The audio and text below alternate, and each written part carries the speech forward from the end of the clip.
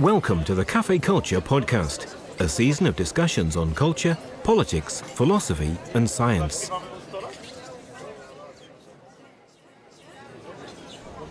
The following podcast was recorded on 3rd of June 2013. This week we hear from social scientist Barry Knight, who's a trustee of the Webb Memorial Trust.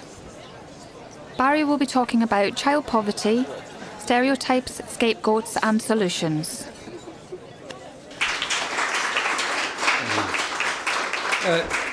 Thanks. Two things to start. First, I'm not an expert on child poverty. My CV is such a mess that I'm not an expert on anything. I've been everywhere and done lots of different things. The second thing to say is I've handed out some books and a supplement from the New Statesman. If you want one and you didn't get one, let me know and I'll get you one posted, okay? So the last time I talked in Newcastle about child poverty was in 2008. And I'd been fortunate to be employed by the Government Office for the North East and later by the Association of North East Councils to do a study of child poverty in the North East. And that study was quite upbeat. I learned a lot in doing it. One of the things I learned was that investing in children is the best investment that a society can ever make. And what you invest early on in people's lives actually pays many benefits later in their lives. And in fact, if you don't do that, you pay lots of costs afterwards. The other thing that I was able to do in that study, with getting data from Government Office in the Northeast, I was able to create a mathematical model predicting that that given the known facts about the recent trends in child poverty, that if those trends had continued, then we would be looking at the end of child poverty in 2028 in Newcastle. And in Gateshead, we would have been looking at it in 2027, 19 years from when I did the study. I think if we repeated that study now, those assumptions that I made would not be holding true, and we would be looking at a trajectory completely in the other direction. So I think we are storing up huge amounts of trouble for ourselves, both locally and actually nationally, because the other thing that was happening in 2008 was the Northeast as a region, although there was variation between different parts of the region, with some parts doing better than others, was actually faster than any other region in terms of its reduction in child poverty. I'd be interested to reproduce those figures now. But from a sort of cautiously optimistic note in 2008, where ending child poverty would be tough but possible, I feel that it's really, at the moment, it feels all but impossible. I was asked to give this talk about 18 months ago, and the title, when I came up with the title, Child Poverty, Stereotypes, Scapegoats and Solutions. Well, when you're beginning to give a talk, the S's, kind of the alliteration rolls off the tongue and you feel very powerful. I just wish I hadn't sort of included the solutions bit in it, because that's the really tough bit. But I'm going to have a go, and I think that the three ideas, stereotypes, scapegoats, and solutions, are interconnected in ways that I'll try and show. Stereotype, defining as a widely held but fixed and oversimplified image of a particular type of person or thing. I'll repeat that, a widely held but fixed and oversimplified image of a particular type of person or thing. And whether you like it or not, we all deal in stereotypes. If I were to say to you Africa and poverty, all of you would have an image in your mind. It would come into your mind. And yet, the image you are holding is probably wrong. Actually, the image of child poverty in Africa has changed dramatically over the past few years. Africa is rising. Asia has risen. If you think about poverty and you look at the recent Human Development Index, the key issue for poverty is within countries, not between regions of the world. And the work of Hans Rosling, a statistician who's tracked developments across the world for the past 40 years, shows that you can find everything within Africa, and child poverty is not particularly a characteristic of that continent. Second stereotype, a mug, a simple mug. In my house, there is a mug which says, I suspect this will divide you on gender lines, and the mug says, women. Half the population, all of the brains. Now, I could do a straw poll here, and I think that the men would probably disagree with that, but the women would probably, on the whole, you would find a statistically significant difference. There's another thing, there's a little sticker on our fridge which says, I find this is really hurtful. Behind every great man, not I'm a great man, but behind every great man, there is an astonished woman.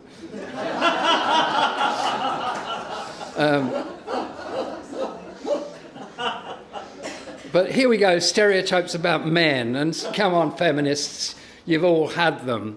But here's one which I like you to think whether it's a stereotype or not, is that the movement for sustainable development has found that men cannot form an image of green. There is a gender difference around the idea of green. If you have the word green. Sorry. What you're wearing, your shirt, Yeah. and mine. I'm so sorry. It's all right, don't worry. No need to be sorry. It's not a stereotype when you said green. So sorry. It's okay. I think, we probably have a problem with greed as well. But green, is a real kind of problem. Men cannot relate to green, okay, which has huge problems for the campaigning around green issues. Okay, so scapegoat. Definition of a scapegoat, one that is made to bear the blame of others. And it literally is an escapegoat. It is a goat let loose in the wilderness on Yom Kippur after the high priest has symbolically laid the sins of the people on its head. So it's a real thing. And in Christian mythology, the reason why the goat has to escape is because the scapegoat is Satan, and Satan cannot be killed, and why Jesus died for our sins was the way in which we actually dealt with the sins at the time. Unfortunately, it didn't work, because if you look at 14th century Italy, where you get the beginnings of charity in a formal, organized way, is that there were two kinds of charity. There was charity for people who were fallen on hard times, people like us who were down on their luck, and then there were the poor. And charity was only for people like us who had fallen on hard times. In the 19th century, you get the workhouse, so that the scapegoats, they escape to the workhouse. Modern times, we have the striver and the shirker. Here we are, a similar kind of thing occurring. If you go to continental Europe, you will find scorn poured on the head of Roma, who are scapegoats for all that's wrong in European society. And it's very clear, the Open Society Foundation has just done a study of modern-day Europe, and it's clear that this scapegoating can and maybe will destroy Europe. They're finding that where there are rapid reductions in income among populations and a decline in trust between people, and a falling out between people and authorities, you're getting civil disorder. Places like Bulgaria, not much seen in the press, are actually in disorder. I leave it to you to speculate what's happening in Istanbul is related to that. But what in Greece is certainly part of that, and the golden path there is a feature that the world faces a perfect storm: economic collapse, climate change, water shortage, energy crisis, growing inequality, youth unemployment, and together with unsustainable public and private debt. We are facing a real private storm. But apart from that, everything's all right. Okay, so there we've done the issue of stereotypes and scapegoats, which, if you combine them, you can't have a scapegoat without a stereotype. A stereotype is a necessary condition of a scapegoat. And I'd like you to think whether you yourselves are free from stereotyping and scapegoating.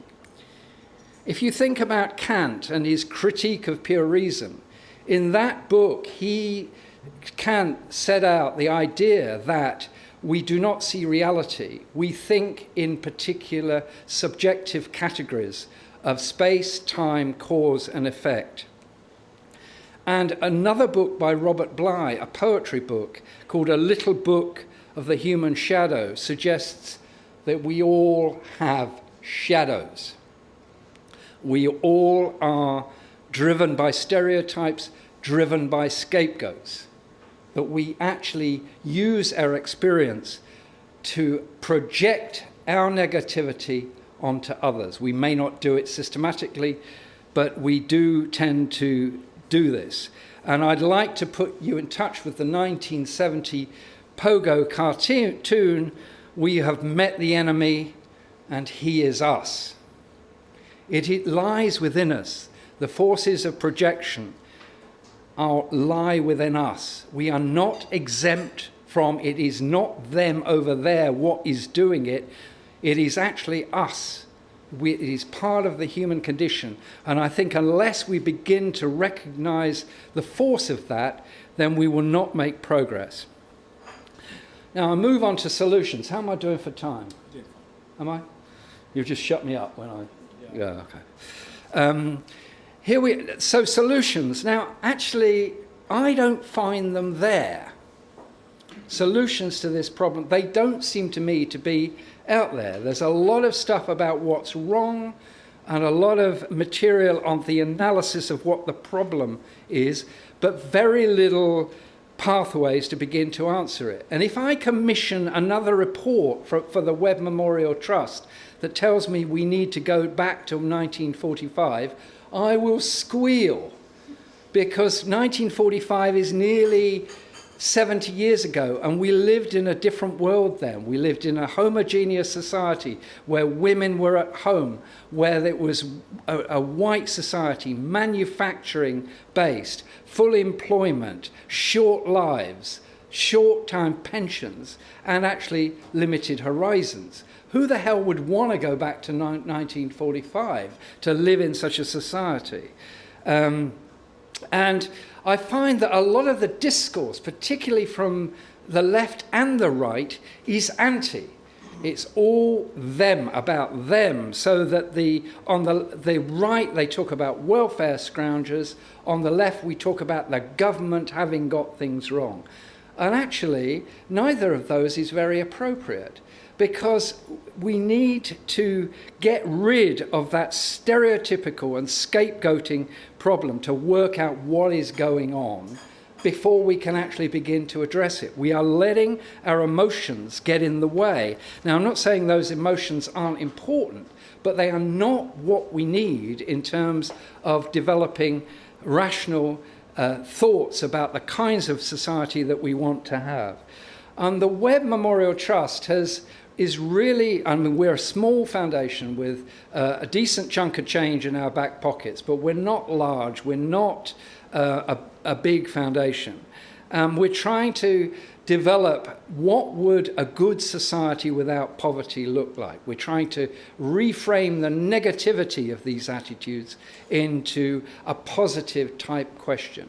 And if we can say what a good society without poverty would like, we can say, how would we get that good society without poverty? And thirdly, who needs to be involved in that? Now, what we have commissioned a poll of, I think, 237 people where we have actually looked at attitudes towards poverty.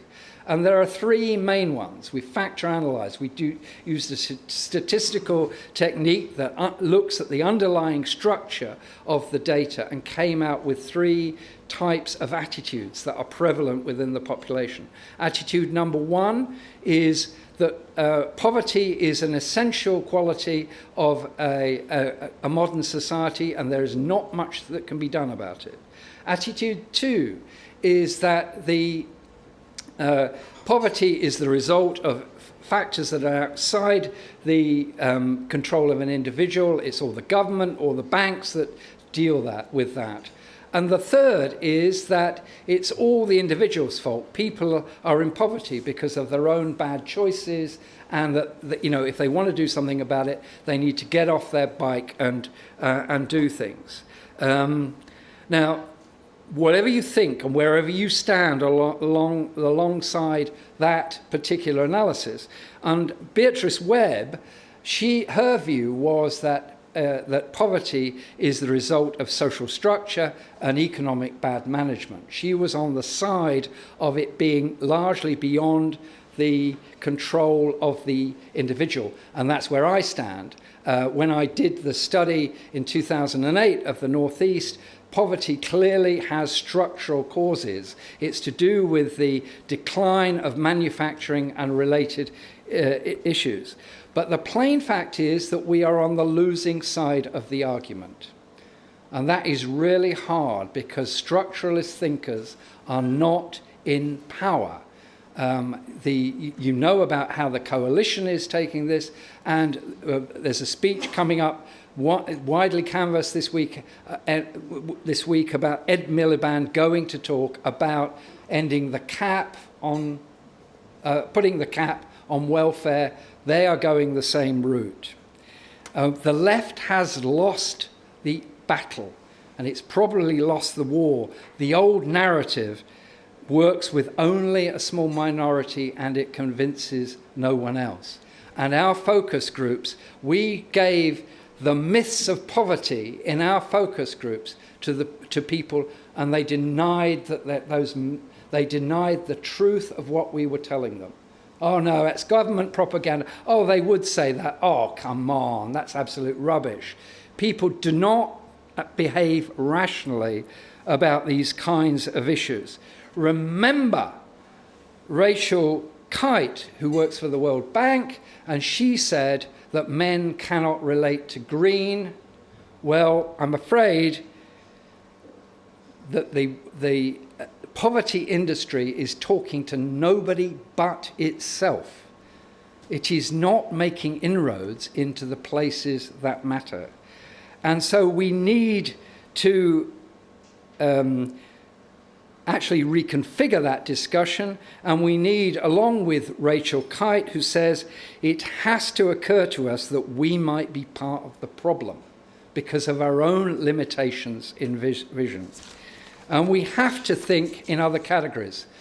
And when I think of that saying, I always think of P.D. Uspensky, the Russian mathematician and mystic who wrote a book called In Search of the Miraculous, and it's a hilarious book. And he was trying to find the meaning of life. And he doesn't say what he was doing, but I think he was taking mescaline. And he was trying to work out, what is beyond, what lies beyond? Is there a God? What's the nature of ultimate reality? Because like most sophisticated people, he'd thought about Kant, and he'd recognized that we do not have access to so he one night, he woke up, and he'd been taking mescaline, and he cracked it. It was there. And he thought, "Oh, I've got it. I've actually found the meaning of life." So he went back to sleep. When he woke up, he couldn't remember what it was. So he carried on the experiments. He thought, I got it. I'll keep a notepad next to the desk. So he kept the notepad next to the desk. Right, got it.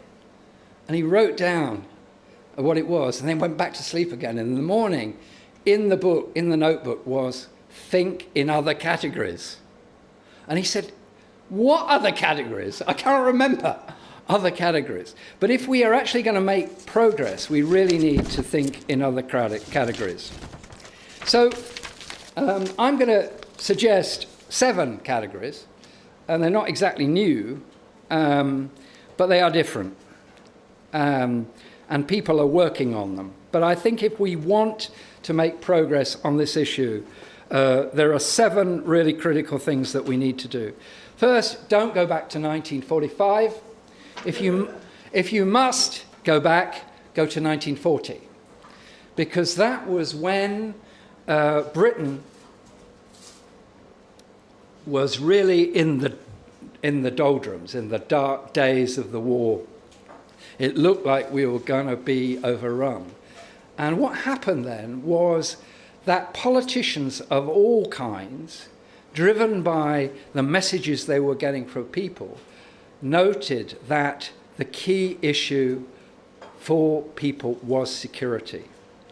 And a conservative, Quentin Hogg, proposed a Department of Social Security because people who were dying in France or wherever, or were dying at home, deserved security. And what we found through our factor analysis of the people who most label, stereotype, scapegoat others is that they themselves have a deep sense of insecurity. They are very insecure about themselves, and they project their insecurity onto other people, that they are causing it. It's the Roma, it's the social security, it's the Muslims, or it's somebody, but it's not them. And that is really, so we need to think about security, and we need a national conversation about security, because insecurity is everywhere. None of us is secure, because if you look at the progress of the Gini coefficient, it will wipe out the middle class. There are whole professions that are going to disappear in the next 20 years. I cannot see myself, for example, a future for universities in the way that they are now, because you won't need campuses like that anymore. So thinking about security. The second dimension is children's voices. For most of us, we've had it, but children have a purity of mind, of heart and spirit, that actually they can see things in new categories that we can't. And there is some work going on. I can see Sarah Bryson in the back there, who's actually done fantastic work with children, bringing them to power, bringing their voices out. And I hope that we, and the Webb Memorial Trust, will sponsor a children's manifesto on poverty for the 2015 election. Just imagine it. Can any politician in their right mind refuse a collective action among the coming generation? 3, new economic development and views about growth and sustainable employment. I am absolutely staggered that since the 15th of September 2008, the lack of economic analysis to create new ways of thinking about the economy. The argument is still between neoliberals and Keynesians. Well, excuse me, but you're both wrong. Both are going to lead to unsustainable environmental futures. We need to rethink growth. George Soros has put £50 million into a new centre to rethink economics on the basis that he says it's broke. But what it's really about, when you look at it, is to fix the old system, to fix markets. Well, you can't do that. We have to reconfigure the economy. We have to think about social enterprise, community enterprise, beginning to think about modern forms of economic solidarity, perhaps on an Italian co-op modality, or to think about Venezuela, where the government has actually taken charge and regulating capitalism in ways, and Venezuela and Ecuador are two of the few countries that are actually turning the curve on equality. The fourth thing is new norms. We actually need to think differently about taxation.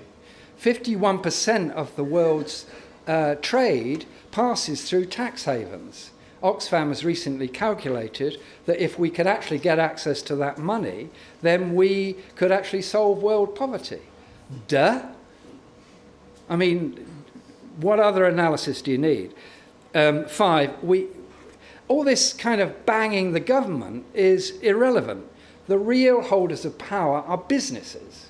They are not the government. Governments are hemmed in, not only because they can't raise taxes, they can't actually get rid of their debts, they have got the Daily Mail out here. I mean, they are really unable to do much. The real conversation has to be with business. I have been working for the past 4 years in New Orleans. In 2005, we're nearly 8 years on from Katrina, the city was devastated. Billions of dollars have gone into Katrina. They have reproduced the inequalities in that city that were present before that city. The median pay of an African American is 48% of that of a white Caucasian. Controlled studies show that if you are white and you go for a job, you will get one rate. If you are black, you will get another rate. The structural issues there. And I have been involved in a bloody fight. At the moment, it's 4-4, and it's not even half time yet. And there have been a lot of yellow cards. We're trying to finish this game without a red card. I doubt we will. But the business community is beginning to listen, because without them listening, the city of New Orleans will not exist in the year 2100. It will be in the middle of the Gulf of Mexico. 6, effective methods of delivery. We have to face facts that many government programs that have been designed to reduce poverty have not worked. We really need to find effective ways. The entire welfare state, which everybody eulogizes around, still left a quintile of the population who were largely dispossessed. You know, places like Cowgate they never saw good times. 6, oh, that is 6, sorry. Statisticians could never count. 7, civil society. I've written a lot about the voluntary sector, and one of the things I think that we used to have a voluntary sector years ago that was actually pretty effective, until it sold its soul to the state and became a delivery arm of whatever government was in power. And now it's actually tending to earn its living as being subcontractors of businesses, where the main issue was when the main contractor is actually government. I don't think that voluntary sector under those terms deserves to exist. I would really rather it withered and died. There are parts of the voluntary sector, however, that are really powerful. Things like citizens, which can mobilize thousands of people to put into a room, and it can cut across divides. It can work with Christians, Muslims, atheists like me, in order to bring social justice for Londoners. It pioneered the living wage, and I'm very proud to say that when I was working for the Commonwealth Foundation, I gave its first living wage grant. That small organisation, run on a shoestring, has built people power in a very controlled, moral way. It is an alternative to what is happening in Istanbul at this moment because it does have a social purpose and it does engage in community politics, and we need to put that back. I'm going to finish, you'll be pleased to know, because you're not agitated yet, I was expecting. No. I want to leave with, which for me brings together the idea of stereotype with scapegoat, with solution. From a quote by Colin Greer, and two plays, Religious Differences Between Artichokes. Okay. I bet you didn't know there were religious differences between artichokes. Well, you do now, okay? Yeah. Now, one of these plays is about imagining Heschel.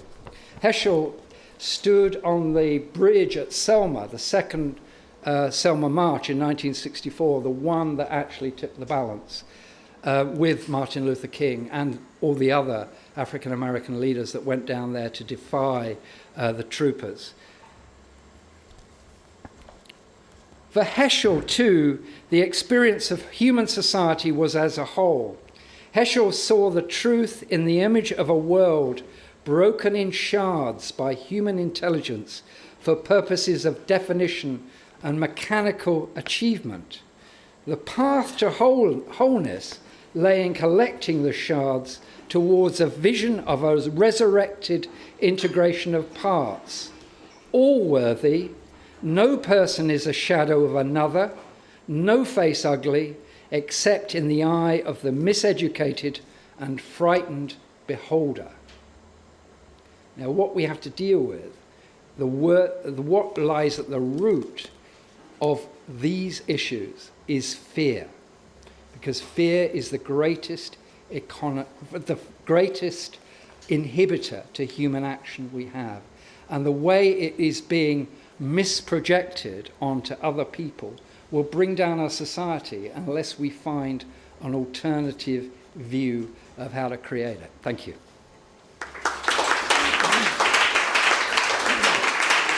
Agriculture North East is supported by Newcastle University, Peels and the British Science Association. We're also supported by Ginger's Cafe in Dance City, who host the events.